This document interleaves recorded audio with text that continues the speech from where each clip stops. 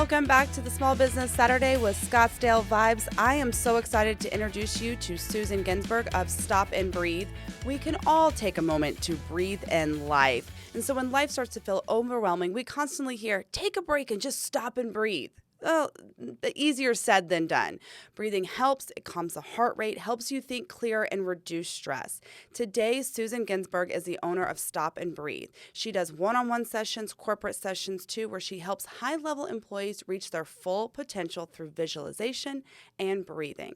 Some clients have even referred to Susan as the sleep whisperer. She can help with insomnia too. Susan, welcome to the table. I'm going to start off by telling you and the listener, I am very relaxed. We just got done with this session, and I have to say, I went into it very open-minded, had no experience, and I literally had the most amazing time, and I came out of it more relaxed and clear-headed than I really imagined, with no expectations. So let's just start from the beginning. It's where I like to start with every story. Susan, tell me how you took this leap of faith and found Stop and Breathe. Well, first of all, I'm so glad that I had the opportunity to work with you and show you firsthand what it feels like. I think it gives you a different perspective. Absolutely. And it was also fun to get to know you more as well. So thank you, and thank you so much for having me as well today. So years ago, I have a teaching background, so I love, explaining and teaching and sharing by nature, and did that for many years and tutored kids when I had my own kids. I began a yogic journey. I went into yoga class and realized the benefits of how it felt so good to do the breathing, the relaxation, the meditation. I think I was telling you it felt almost like, it felt like I had a massage, but nobody touched me when I did the breathing and the relaxation. So it was a natural evolution for me to want to share and teach, and I taught yoga for years, but I really was more passionate about what people told me was the changes in their lives when they were going through something tense or stressful, and they remembered the breathing. They used it. The impetus to me starting in hospitals and cancer centers by me was someone that I work with, a private client, it was a group of hers that were learning yoga from me because she was diagnosed with breast cancer. And she said, I felt like you were on my shoulder the whole time during all my chemo and my surgeries, and I was breathing and remembering this during all these tough times. And so that was like this aha moment where I thought, this stuff is really good and it could really benefit the world, outside of just the yoga studio. And so I brought it to my local hospital and cancer center and started taking notes on it. At the time, my business was Mind and Body Yoga, but I started to really realize the significance of bringing this to the mainstream population. Yeah. So it kind of went from the cancer center into the hospitals to the nurses and doctors and in services to the corporate world. Interesting. So, and then I changed my business name to Stop and Breathe as a result, because I just felt that the breathing was really the most important tool I can impart on people, as you experienced today too. Have you always been a spiritual person, kind of like that, intuitive? When did that kind of start in your life? That's a good question. I think I was as a child. I think I was always a very inquisitive person and very wanted to understand, things at a deeper level. And it was kind of like, just kind of go through the motions, and just go through life. And so I went into yoga just because I had a bad back, not looking for anything woo-woo and out there necessarily. Okay. And it's sort of, I think that the feelings and the mindset and changing my own mindset from being a very, career-driven, perfectionistic, type A+ person. I always say now maybe I'm an A-, but even that's hard to say. But, just kind of, I think it changed my mindset, feeling good physically in my own body, being able to finally touch my toes. I was born habitually tight. I was very tight as a child in physical therapy. So the poses didn't come natural. The mindset didn't come natural. But yet it connected me to something that I had mentioned, like it answered these questions. It led me on this journey to answer the questions that maybe were things I thought of when I was younger. So I think it brings you back to your own core of who you really are sometimes, whether you're looking for it or not. That's really interesting, because I can agree with that. I can understand that. Sometimes we go for searching for something we don't realize we need, right? And that kind of sounds like it. When we started out, I want to bring in what we did today. when we started our session, you asked someone to focus on something, bring in something that you want to work on and improvement in yourself. So it's actually really hard because there's a lot of things I want to improve on, but what's something that I can take into this session is how I went into it. A bigger picture, like what's something bigger I wanted to work on. And we started talking out loud, and you pointed out to me, which was so interesting, Alicia, you're bringing all these negative words into what you want to work on. Like, let's take that word of, stress and, what was another word? Guilt. Thank you. And it had a negative connotation. You made me turn around and focus on the positive. So really talk to me about how you get someone to focus on the purpose of stopping and breathing to grow.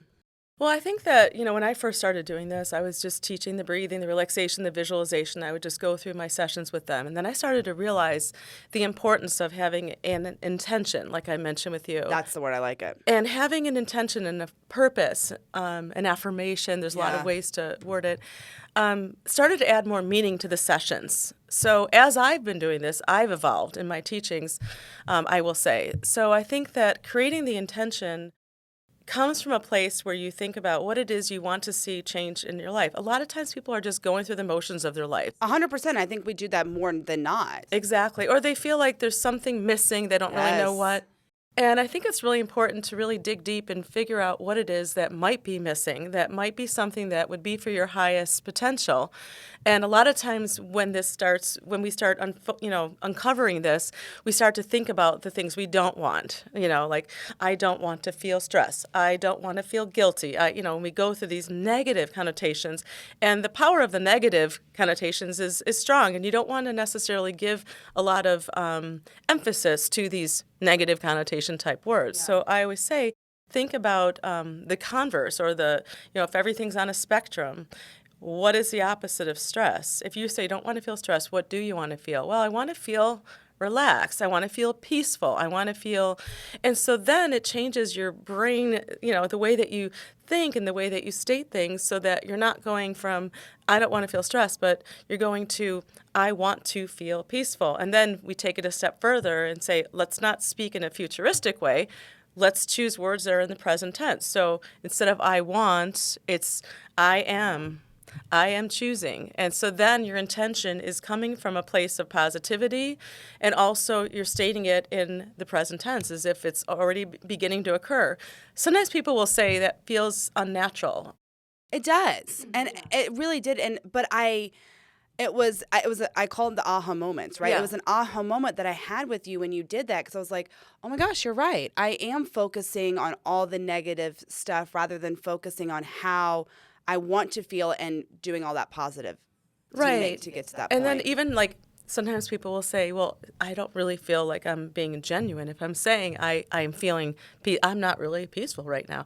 And I'll say, that expression, like smile even if you're feeling a little lousy. You put that smile and all of a sudden, or even you answer your phone with a smile and your tone is different.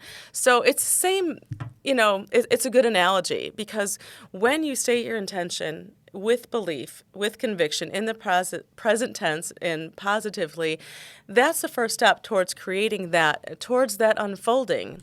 You have to really think of what it is you want to see change or evolve, and then you have to take the steps.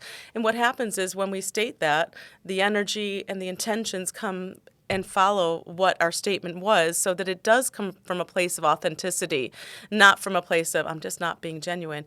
You just have to take that first step. Yeah. I want to talk and go further into that. You use that a lot, and you also taught me, don't just think about it, say it out loud, because there's a connection of what you think to your mouth saying it, to your ears hearing it, and going back up to your brain to believe it. Yes.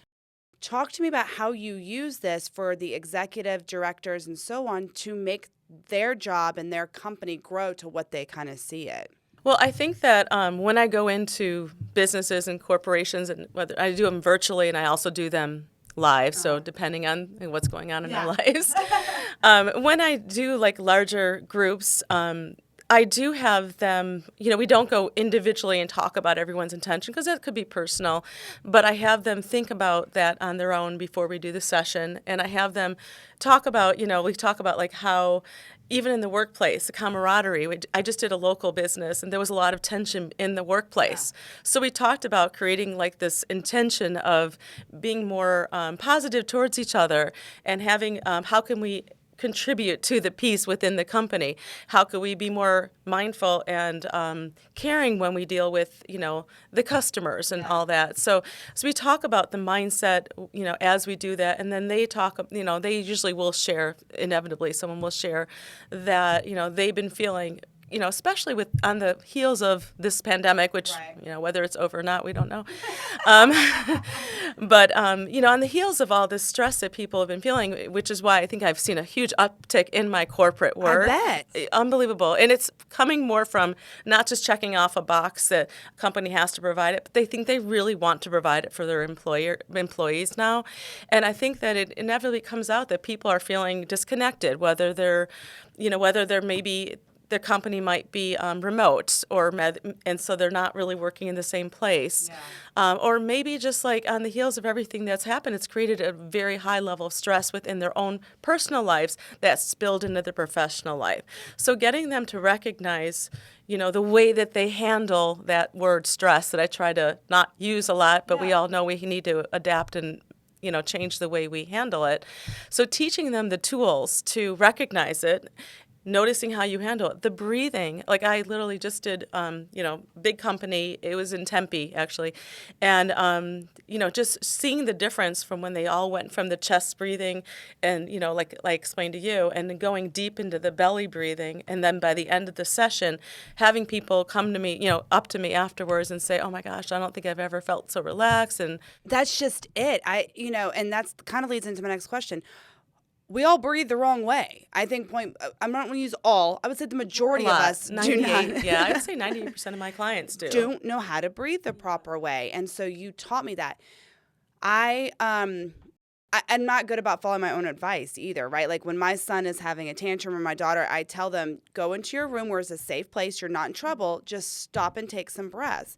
And, and just starts breathing heavily. I know that makes everything worse, and you taught me that too, but it really was learning how to breathe out of your stomach, in and out, and it's difficult until you figured it out, and then my body started immediately relaxing. I could see that in you. I could see in the beginning it felt very foreign to you. Yes. And then I think I explained to you that that's how you were breathing when you were, up until the age of 2, they say we were breathing in the way that we're intended to, and then societal influences come into play. We start to, kind of protect ourselves. We close off and we protect, and we don't have that expansion. As people, as women and men, we're taught, hold your belly in and walk and don't show that belly. But, when you expand the belly fully and you don't feel like you're constricted there, it expands the diaphragm more and the breathing is less constricted. So you're using more lung capacity. You're getting a full, complete exchange of air that maybe your body isn't even used to. I think that it's not used to that, but that's what makes us think clearer as well when we breathe that way. Talk to me about how you brought this in to hospital patients. As far as I have anxiety with hospitals, and it was kind of funny because I do have 2 kids, and that was a very difficult part, was going into the hospital to have them. And you work with patients in the hospital, from cancer patients to someone that's just in there to have surgery. Yeah. Talk to me a little bit about that. I'm one of those rare people that isn't uncomfortable with hospitals. Don't ask me why. I'm jealous. So I understand how you feel, which a lot of people do feel that way, whether they're in it or they're visiting. There's a lot of the feelings in the hospital, the smells. That's just it. I think I remember my very first severe panic attack, anxiety attack, was walking into a hospital. And just that fear of, in my mind, you go to a hospital to die. Nothing good comes out of a hospital. And so my mom actually took me to the birthing ward to start there, or she tried to, at least, and this hospital didn't have one. Her intention was good. Her intention was good. But I seriously, because in my mind, that's what hospitals are. Nothing good comes out of a hospital, which is not the truth. Yeah, I mean, I think that sometimes our schemas and our experiences in the past can create those phobias and those anxieties. But for me, I guess I always, I didn't really have that negative connotation. Now, as I was beginning this journey, someone very close to me was going through cancer, just coincidentally. And so I felt like it was just all around me, and it was like I had to like take a deep breath and, kind of center myself before I did the work because, when it becomes personal, it is harder. So before, what happened is I was teaching the yoga and like I explained to you, and then this woman told me that this all helps. So I thought, I thought it'd be pretty easy. I'll approach the hospital, I'll offer my services as a volunteer. They'll accept it right away. I didn't understand all the red tape to have them really check me out, make sure that what I'm doing is coming from a good place for their patients. But now I understand, it's hospitals take that stuff seriously. They want to make sure who's working with the patients has the right approach for the patients. So I started to take notes on the things I was doing because you don't want to work with people in a hospital or a corporation in the same way you teach someone in a yoga studio. Okay. So what I joke around and say is I kind of learned to take the woo-woo words, woo-woo, whatever you want to call it, like out of it, even though I'm doing the same thing. So instead of using words that might be off-putting in a hospital setting or in a corporation, I started to do the same thing, but kind of choose words that were a little bit more acceptable for mainstream population. Interesting. That was really important. So I can understand why, but yeah, that makes sense. Yeah. And so when I began, they asked me to work with the surgical patients before and after surgery because there's a lot of stress and anxiety for the patient and the patient's family members who I would also work with. So I would go into patients' rooms and they would, if they wanted for me to do it, that was fine. It wasn't like required. Sometimes the nurses and the doctors would page me to work with a patient if they, for instance, couldn't find a vein or their blood pressure was up, and they would actually show me the documentation of the blood pressure before that I started and after and how it went down. It was really how amazing to see that because I know the way it feels. I know the way people say it feels, but to see the actual physical evidence was always really cool to see the numbers go down. Behind it. Exactly. And they did too. And that's why what I became so popular there. I started doing services with the nursing staff, the doctors. I did a lot of cancer support groups. Well, what happened is I started with the surgical, and then probably a few weeks later they said, hey, the Kellogg Cancer Center is attached. Can you work with patients during chemo? So then when they were getting their chemotherapy, I would sit with them and do the guided breathing, relaxation, visualization, and they would just, kind of drift off to sleep or to just be super relaxed. And I started to take notes on all this, not knowing why. I just thought this is really cool. I'm learning a lot from other people. I'm also listening to other people and not necessarily just imparting my teachings, but they're teaching me too. And it was the most amazing experience. So I developed a training manual, and I trained people to do the work that I did in the hospitals and cancer centers. I did it for about 8 years or so, and then we moved to Arizona. Yeah. I think it's still going on there. I was about to ask, is it still happening? I heard every so often some of my teachers I've trained will reach out to me and say, hey, I'm still at. That's really cool. I mean, that to me, what an accomplishment to know how much you've influenced in a positive way just to have a happy, healthier life, It was probably one of the most gratifying things that I can ever say I've experienced in my life is to help people that are going through a stressful time and to make them, help them feel better, to empower them to feel stronger and healthier and to visualize, positive things in their own life when they're feeling so powerless and frustrated. And I learned so much about living and about dying. It was a life-changing experience for me. It still, it impacts my life and the way I look at things. And then that's kind of why I thought, okay, if, in the hospital setting, I can also, the natural segue was to bring it into the corporate world because just stress is everywhere. It literally, people that hear about my business are like, oh, you should be doing this, you could be doing that. Everyone experiences stress and anxiety. There's no avoiding of it.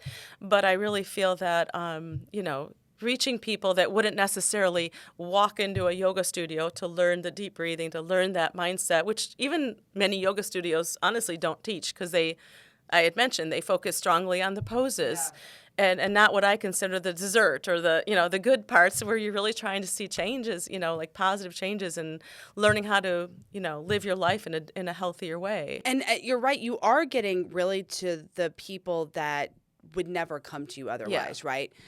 You went to them in the hospital. They're not seeking you out. You're going to the corporate offices and helping them. You also went to the military and did something with the U.S. Marine Corps. You talk about what a great idea to have a clear head to make the decisions they need to make in a critical moment. That was really cool too. Relaxed about 300 Marines.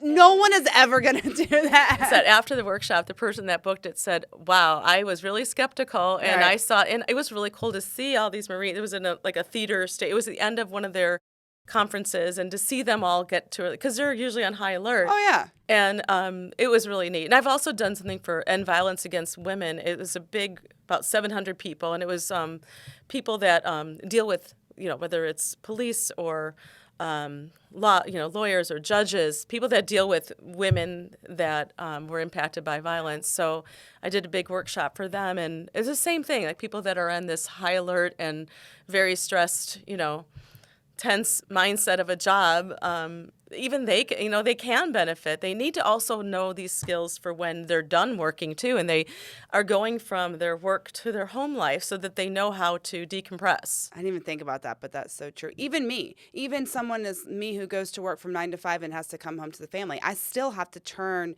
that part of my brain off and switch. And there are times where I call them mommy timeouts, where I look at my kids, I'm like, I just need like 5 to 7 minutes. I'll set a timer for them. And so they understand now, right? And they're good about leaving me alone. And I will go in my bed, just lay down with my eyes closed. And I, now that I know how to breathe properly, because I wasn't doing it right the first time, I will learn to, when I inhale is when your diaphragm goes out. Yeah, you want to think it's almost like we kind of basically people go from, they start breathing and it's like, yeah. It's just like their chest is lifting, their shoulders are getting involved. And so when you want to really bring that chest and shoulders more out of the equation and kind of engage the lower belly and kind of like expand, I always say Buddha belly comes out when you inhale and then the belly comes in. And all of a sudden it feels very foreign. But when you get the hang of it and you practice it more, you start to notice different, like there's a little bit of a pause between feeling like you're ready to pounce if somebody says something that impacts you. And that's what a lot of people say is I found that there was more of a pause. Road rage. I've had people say, I used to have road rage and now I just take a deep breath and now God, that's helpful that, we know how people are driving around here. So it's good if a little bit, more mindfulness comes into that. So that's great. I didn't even think about that. But it does, and not only that, when you start breathing the right way, I was able to literally relax. And when I was not breathing the right way, I was having a harder time actually relaxing to get into the session more. And so you're right. And laying down for me did help me teach me. And so, but I agree with you. Once you get into the hang of it, you can do better standing up. And no matter where your situation is, you can teach, your body will automatically go to the right breathing exercises. What is one thing, if just to the listener out there right now, what can we practice right now? I think that centering ourselves each day before we start our day is something that I started around the pandemic. I was asked to speak virtually to a group of, I think it was a group of women, and it was, all of a sudden it came to me that my daily routine happened to spell an acronym. Maybe the teacher may recognize this, but it was that BIG way of living. So I always suggest if there's one thing I would suggest is, before you get out of bed, before you go reach for your iPhone, before you go grab your coffee, before you go do whatever you do, take a few moments to center yourself and to find your breath, to just do a few nice deep breaths, nice deep belly breathing. I also have, if people have access to my website, I have a breath guidance on my site. I have some tutorials. And everything I have is out there for free. I have, YouTube channels. I've got Spotify, all that stuff. I put it out there for the world to see that. Now, my sessions, obviously, I work with people and I work with companies, and that's a business. But I do put a lot out there for people to follow up and find on their own. So just learning the breathing, if you go to my page and you see the healthy breathing and the expansion of the belly, like we discussed, is really helpful. So just doing the deep breathing first thing in the morning, thinking about what your intention is, what is it that you want to see happen in your day, in your life, and really have a more purposeful way of living. With the BIG, it was breath, intention, and gratitude. And the third piece is just focusing on what you're grateful for. And the reason why this is important is so many times we're focused on the things that are missing in our lives, the things that are wrong in our life. But that goes back to what I just said at the beginning, the negative words that I was using with you. Exactly. So when you switch your brain to state something that you're grateful for, you're going to a place of recognizing what's good in your life. And that's something we don't do. So I really think it's changing our mindset. And the way that we change our mindset is with our intention. You're not going to, if you don't want to see things change and you don't want to change, you don't have to. But if you see some things missing, or maybe there's a sense of purpose or focus that's missing in your life, or you're feeling like you're going through the motions, like I mentioned, really kind of center yourself first thing, do some nice deep breathing, focus on what is the best for you to be of service or for your own highest potential and good, and then state something you're grateful for. And I guarantee you, I wish I can actually give some type of an actual guarantee, but I guarantee you, if you never did these 3 things every day, and you start doing these 3 things every day, which takes, 5 minutes? Yeah. You'll see a change in your life. Honestly, your brain chemistry will change. Just doing the gratitude practice alone changes our brain, our brain, the gray matter, all that stuff that we don't see, but we might feel. Like people that do have a gratitude practice will say, I feel a lot more fulfilled. I feel happier. I hear this from my people that I work with all the time, and also a little bit more empathy. It engages like our feelings of, empathy towards others. So doing those 3 things, I think are, and that's a lot of the work I do with companies. They seem to be choosing, I have a lot of different choices they can choose when they do a workshop, but the intentional living with the BIG is really key, because it really teaches everybody a daily way to just have more meaning and peace in their life. And like you said, it's 5 minutes first thing in the morning. Big. Breathe. Intentions, and then G is gratitude. I love that. Where can we find you? Because you need to go find Susan. I promise you one session today, and I did the session. Then we're here doing this interview, and I almost was like, I'm gonna need a break in between. I'm so relaxed. I'm so clear-headed, and I actually feel good. I really do. I don't feel stressed right now. I feel my words were I want to feel whole and balanced. Yeah.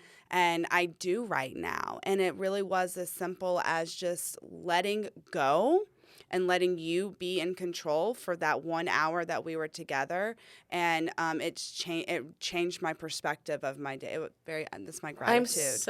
I'm so glad. I'm so grateful that you shared that. And Alicia has a little rock that she made I did. with her keywords, because I have people pick up a rock, and we have a little Zen rock garden as they come into my home studio and office, and they write a little word that signifies their intention. So I want people to realize that, I'm empowering them to do this for themselves, so that, you can always pick up a rock and write a word down the road if you have another intention that you want to see manifest. I like that. But, basically, with the my website, stopandbreathe.org, has a whole list of the things that I offer. I do Zenful Zoom sessions, one-on-one, and I do Zoom corporate session internationally. Mental Health Day is coming up October 10th, so I'm really excited, because I actually am redoing some workshops I did internationally last year at this time for Australia and the UK and Vancouver and Ireland, I believe, and so it's really neat. I feel like the silver lining with the pandemic for me was realizing that I could pivot to an online when needed, but I also love working locally. So I love working in Arizona. I'll go to companies and do these workshops with them.